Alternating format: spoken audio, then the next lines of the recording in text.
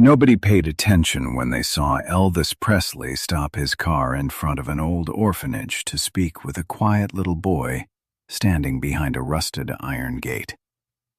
Some people smiled. Some thought it was nothing more than another celebrity greeting a child for a few seconds before driving away. But less than 2 minutes later, the boy reached into his worn jacket pocket and handed Elvis an old photograph that had been folded so many times its edges were almost dust. The moment Elvis turned it over and read the words written on the back, the greatest performer in America forgot how to speak. And everyone standing there realized they were witnessing a moment no stage, no spotlight, and no concert would ever be able to recreate.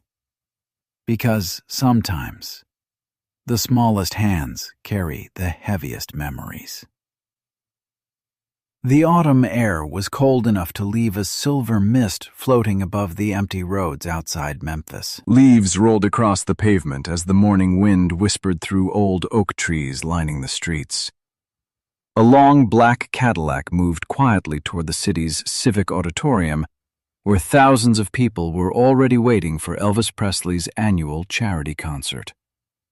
Inside the car, however, there was no music, no laughter, no conversation. Elvis sat beside the window, wearing a dark navy overcoat over a black shirt, sunglasses resting in his hands instead of covering his eyes. He looked tired, not physically, emotionally. The previous months had become a blur of stadium lights, endless applause, interviews, recordings, hotel rooms, and airplanes. Millions of people believed they knew Elvis Presley. Very few knew how lonely fame could become. His manager flipped through the day's schedule. "We're already running late." Another assistant leaned forward. Television crew arrives before noon. The governor will be backstage. Press conference after rehearsal. Meet and greet before the concert. Every minute of the day already belonged to someone else. Elvis quietly nodded, then turned back toward the window. That was when he saw it. A weathered brick building standing behind an aging iron fence, paint peeling from the walls, broken swings moving slowly in the wind. A faded wooden sign hanging crookedly above the entrance. St. Matthew Children's Home. Most people drove past without ever looking twice, but something made Elvis continue watching. Children were scattered around the small yard. Some chased an old football. Some laughed despite wearing patched clothes. Some sat alone, reading books whose covers had almost disappeared. Then, he noticed one child, a little black boy, around 10 years old, standing completely still beside the gate. Unlike the others, he wasn't playing. He wasn't smiling. He wasn't asking for attention. He simply stood there with both hands inside the pockets of an oversized brown jacket that clearly belonged to someone much older. His eyes never left Elvis's car. Not even once. Something about that stare felt different. It wasn't admiration. It wasn't excitement. It was expectation. Almost as if the boy had known this exact moment would happen. Elvis slowly lowered the car window. The cold wind entered the cabin. He kept looking. The boy did not wave, did not smile, did not blink. Their eyes remained locked together for several silent seconds. Then Elvis spoke quietly. "Stop the car." His driver looked surprised. "Right here?" "Yes." The Cadillac rolled gently onto the shoulder of the road.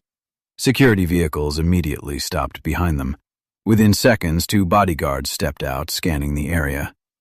The orphanage director hurried outside, confused after recognizing the famous visitor. But before anyone could explain anything, Elvis raised one hand. "It's all right." The bodyguard stepped back. Without cameras, without reporters, without announcing who he was.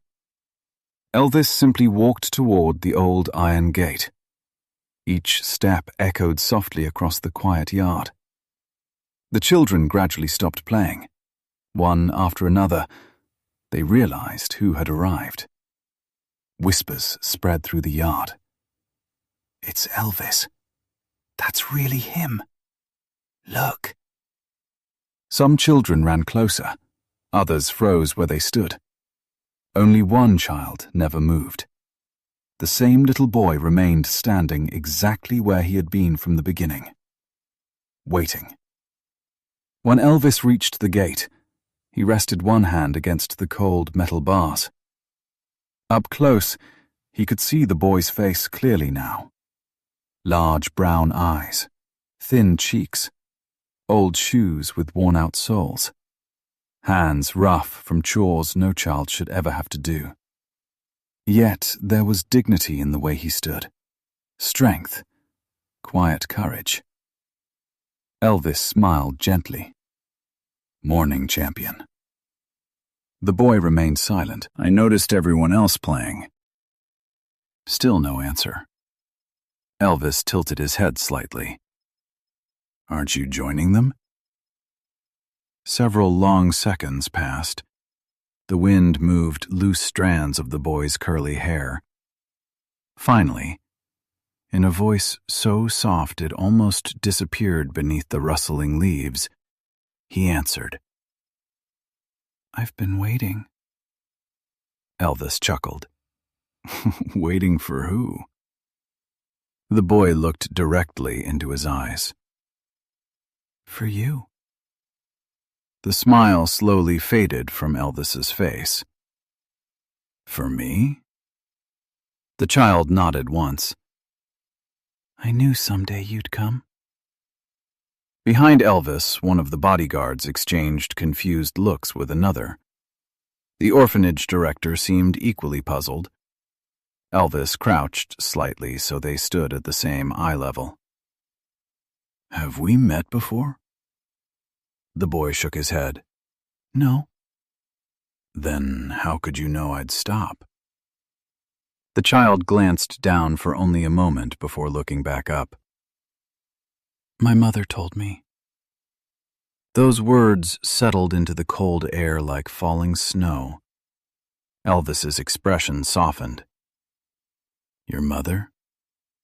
The boy nodded. "Before she died." Silence.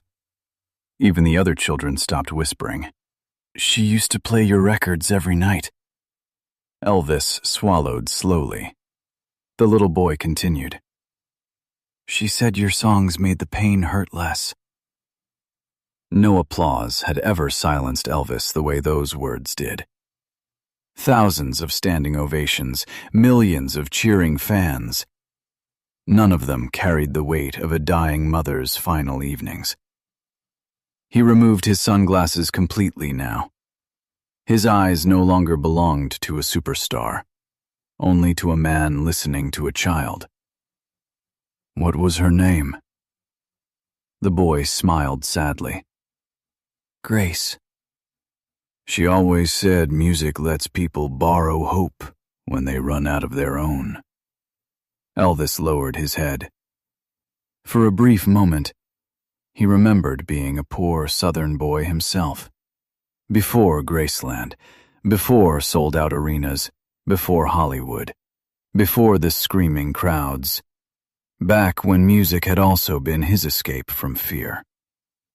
He looked back toward the orphanage, the cracked walls, the faded paint, the broken swing hanging by a single chain, the children pretending everything was normal. Something tightened inside his chest. Then, the boy slowly reached into the inside pocket of his old jacket.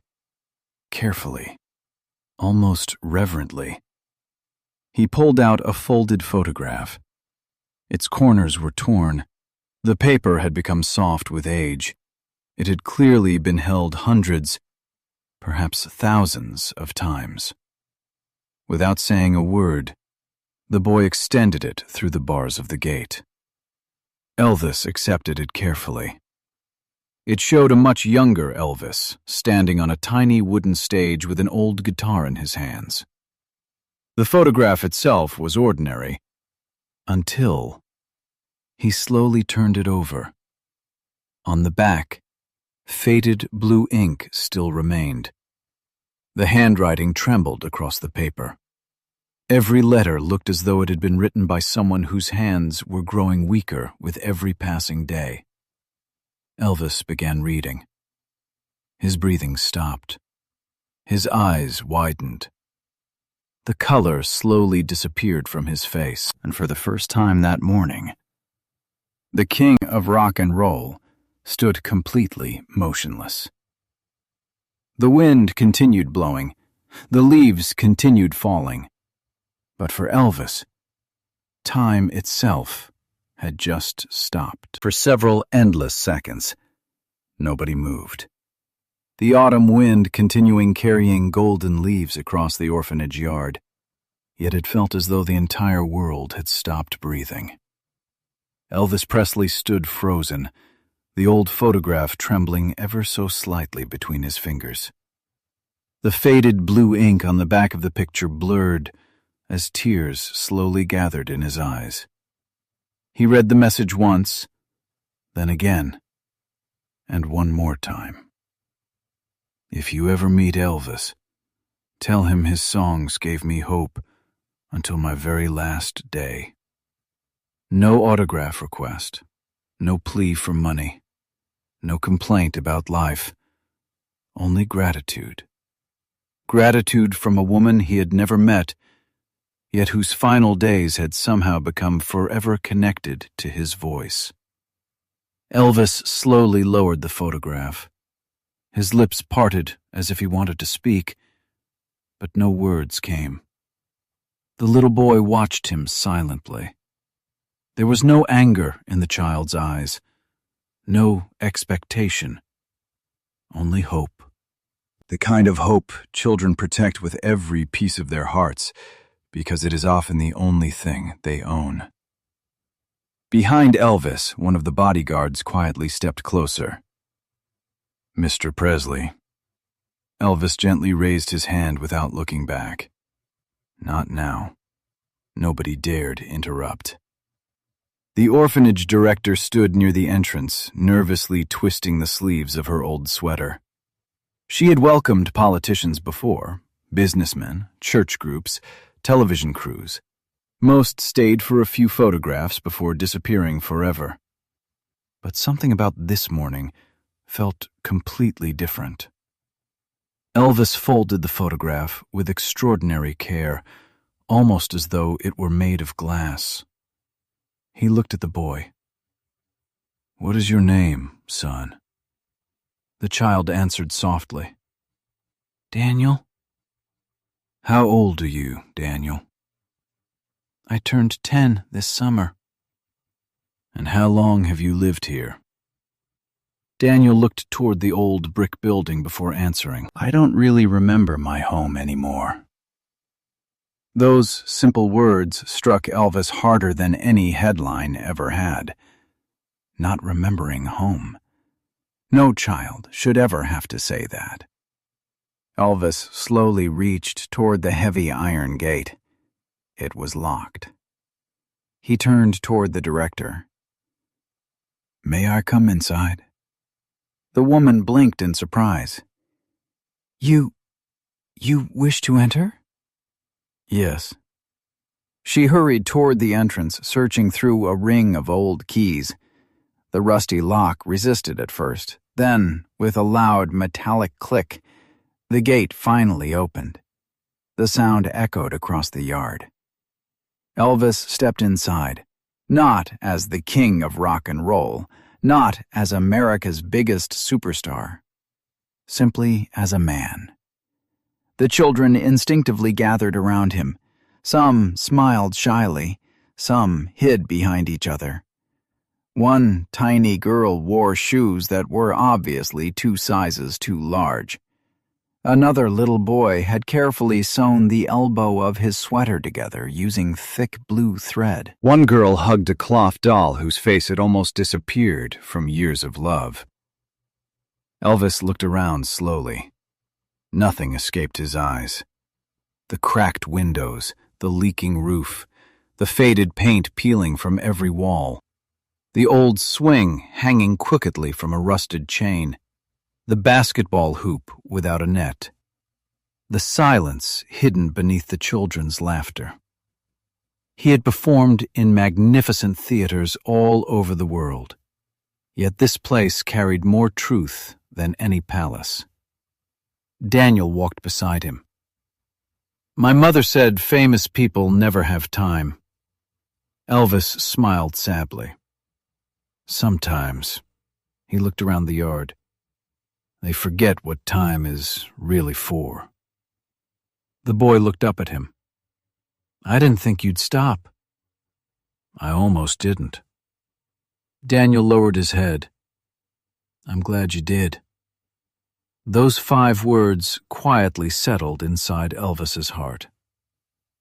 The director began showing him the orphanage, the dining room, old wooden tables repaired countless times, mismatched chairs, tiny bowls stacked neatly in one corner. The kitchen smelled of vegetable soup.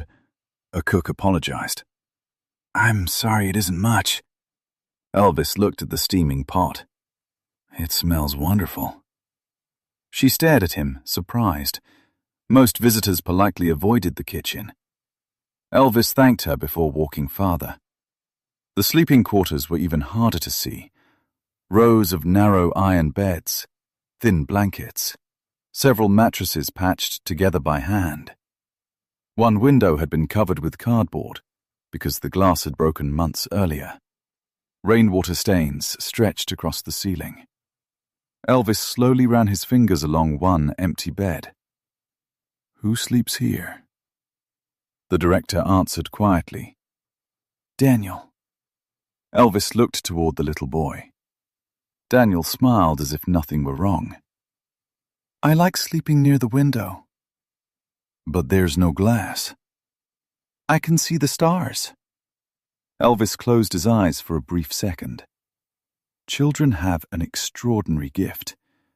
They somehow find beauty where adults only notice pain. As they continued walking, laughter suddenly echoed from outside. Several boys had found an old football. The leather had split open long ago. It had been stitched together again and again. Even so, they played as though it were the greatest ball in the world. Daniel looked toward them. I used to play every day. What changed? The boy hesitated. My shoes. Elvis looked down. The soles had almost completely separated. The front of one shoe had opened enough for 2 small toes to peek through. You stopped playing because of that? Daniel nodded.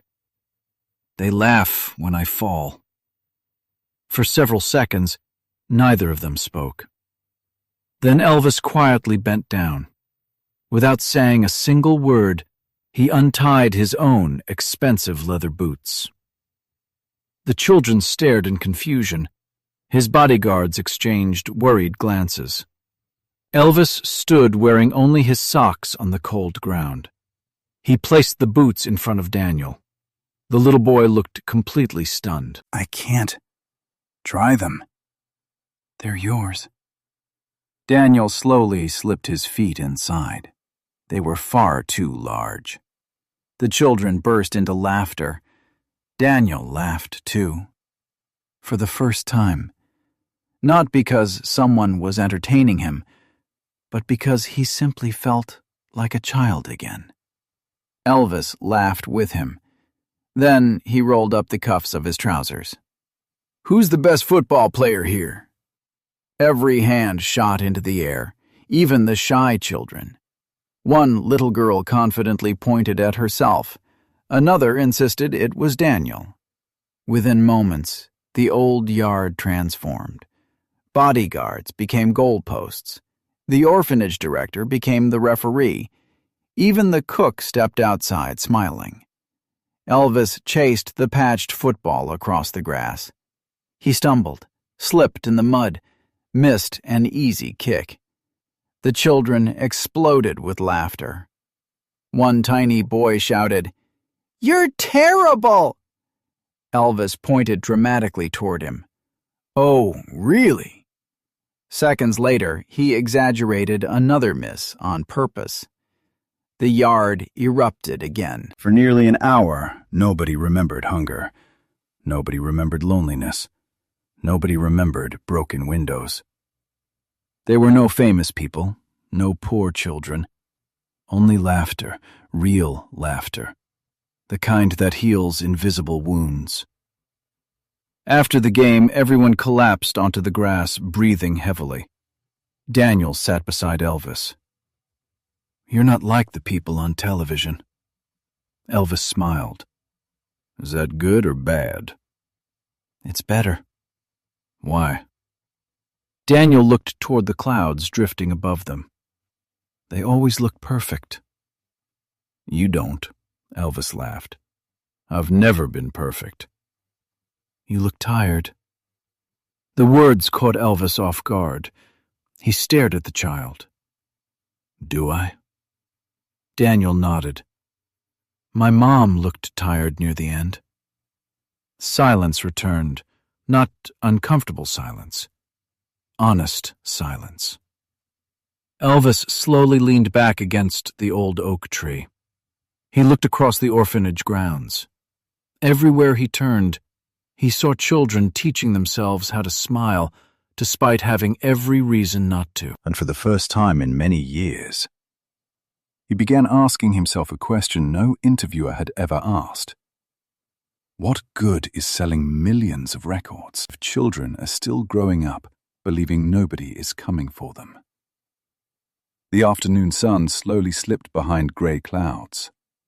One of Elvis's assistants hurried into the yard carrying a clipboard. "Mr. Presley!" No answer. He tried again. "Sir, the concert rehearsal started over an hour ago." Still nothing. "The television networks are waiting." Silence. "The governor has already arrived." Elvis finally stood. He looked once toward Daniel, then toward every child surrounding him. Then he calmly turned to his assistant. His voice was quiet, but absolutely certain. "Call everyone." "Sir?" "Tell them today's schedule is cancelled." The assistant stared at him in disbelief. "Everything?" "Everything." "The press will be furious." "I know." "The promoters—" "I said." Elvis looked back toward the children. "Everything." The assistant slowly lowered the clipboard. For perhaps the first time since becoming the biggest star in America, Elvis Presley had chosen something more important than fame. And none of them yet understood that the greatest gift he would leave this orphanage had absolutely nothing to do with music. The news spread across Memphis before sunset. Thousands of fans waited inside the packed arena. Television cameras had already been positioned. Reporters filled the front rows. Musicians stood backstage, checking their instruments again and again. Everyone kept asking the same question. Where is Elvis Presley? No one had an answer. Some believed he was sick. Others thought there had been an accident. A few newspapers were already preparing headlines about the unexpected cancellation. But only one small orphanage on the edge of the city knew the truth. The greatest concert Elvis Presley would ever perform was never meant to happen on a stage. It happened in a forgotten courtyard where no tickets had ever been sold. The afternoon slowly faded into evening. The children gathered inside the orphanage's tiny music room. Calling it a music room was generous. The ceiling leaked whenever it rained. An old, upright piano stood against one wall with several missing keys. A dusty guitar leaned in the corner, its strings rusty and broken. Even so. The children smiled as though they had entered the finest concert hall in America. Elvis carefully picked up the old guitar. He gently brushed the dust from its body. One by one, the strings snapped beneath his fingers. The room fell silent. Daniel looked down. "I'm sorry." Elvis looked at him, confused. "For what?" "It was my mother's favorite guitar." The words struck Elvis like lightning. "She played this?" Daniel nodded. "She taught me one song before she died." Elvis slowly sat beside him. "Would you play it for me?" Daniel hesitated. "There aren't enough strings." Elvis smiled. "Then we'll imagine the missing ones." The little boy carefully placed his fingers on the worn fretboard. Only a few weak notes escaped the instrument. Yet somehow, those broken notes carried more emotion than a perfect orchestra. When Daniel finished, nobody spoke. Several children quietly wiped tears from their eyes. Even the orphanage director turned away. Elvis gently placed a hand on Daniel's shoulder. "Your mother would be proud." Daniel looked up. "You really think so?" "I know so." The boy smiled. It was no longer the smile of someone trying to survive. It was the smile of someone beginning to believe in tomorrow. Before leaving, Elvis asked to see the orphanage records. The director looked surprised. "They're very old."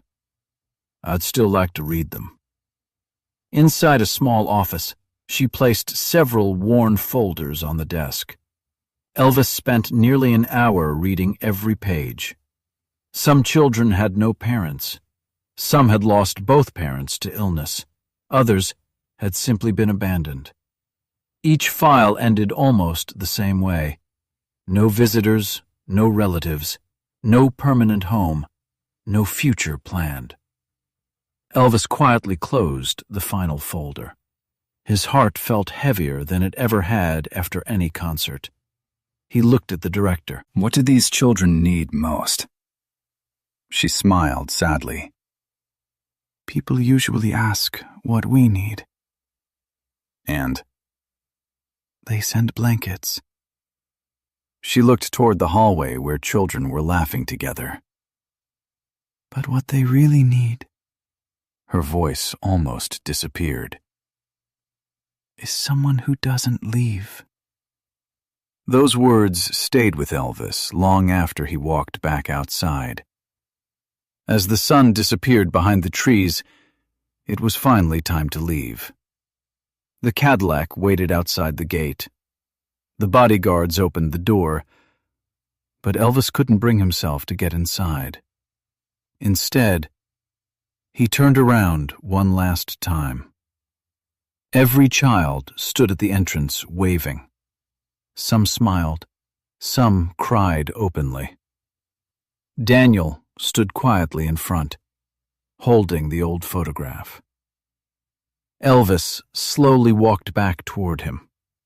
Without saying anything, he knelt until they were face to face. "What are you thinking about?" Daniel looked down. "I'm afraid." "Of what?" "When famous people leave." He struggled to finish the sentence. "They usually forget where they came." Elvis gently placed both hands on the boy's shoulders. Then he made a promise, not to the cameras, not to the newspapers, only to one child. "I don't want you to remember me because I was famous." Daniel listened carefully. "I want you to remember me because I came back." The little boy stared into his eyes. "You'll come back?" Elvis smiled. "I give you my word." Then Daniel quietly wrapped his arms around Elvis. It wasn't a quick hug. It wasn't the kind people pose for in photographs. It was the desperate embrace of a child who had spent years wondering what safety felt like. Elvis held him tightly, long enough for the little boy to stop shaking, long enough for him to believe.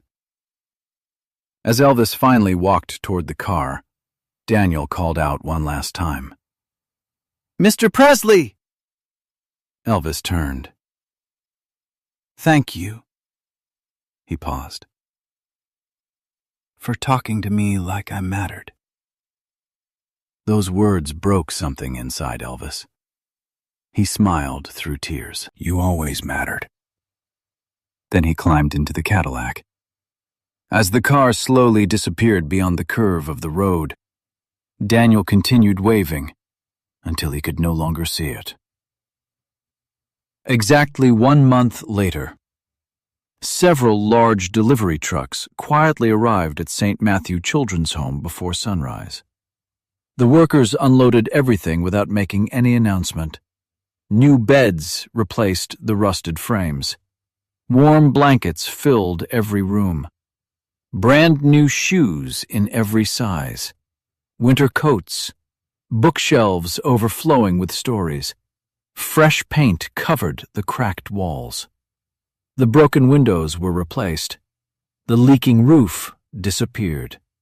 The old piano was carefully restored. New guitars, violins, drums. A music classroom unlike anything the children had ever imagined. Outside, a brand new playground stood where the broken swings had once been. A football field, a basketball court, flower gardens, young oak trees. Hope itself seemed to have found an address. The director searched every single box. There was no company logo, no newspaper invitation, no publicity, no cameras, no signatures. Only one small envelope rested quietly on her desk. Inside was a handwritten note. No child should ever have to wait behind a gate for kindness to arrive. If music gave one mother hope, then let this home give hundreds of children a future. Please don't tell anyone who sent this. Love belongs in actions, not headlines. Elvis Presley. The director quietly folded the letter. She never showed it to reporters. She honored his wish. Years passed. The little boy named Daniel became a young man. The frightened child who once stood silently behind an iron gate slowly transformed into a gifted musician. But more importantly, he became a man who understood what compassion could accomplish. He studied music. He learned to teach.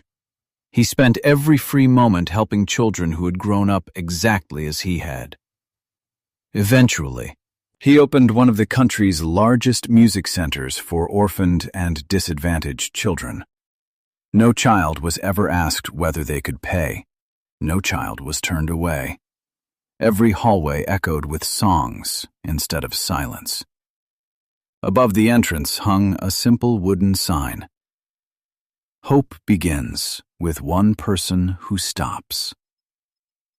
During the grand opening, journalists gathered around Daniel. One reporter asked the question everyone wanted answered. "What inspired you to build this place?"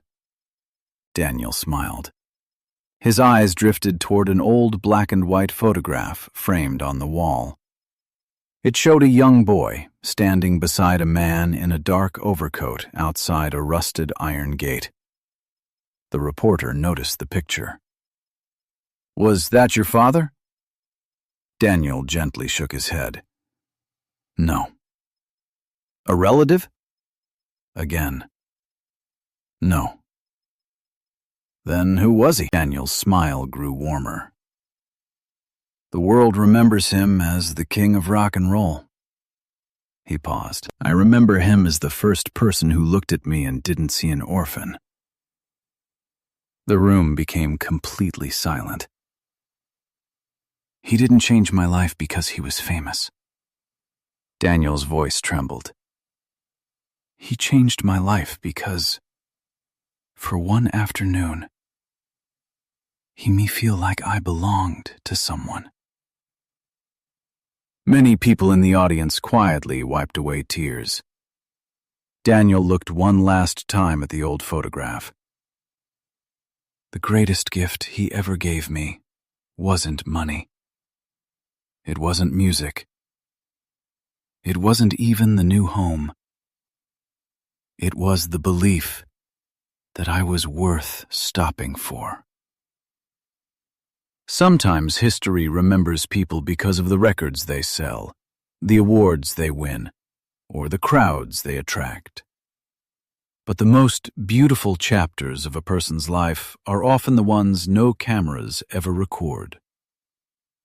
On a cold autumn morning, a little boy waited behind an old iron gate, believing someone would come. Against all odds, someone did. And although the world never applauded that moment, its echo lived on for generations, because one act of genuine kindness created countless more. And somewhere beyond time, perhaps a mother named Grace finally smiled. Not because the greatest singer in America had read her final message, but because he chose to answer it with his life.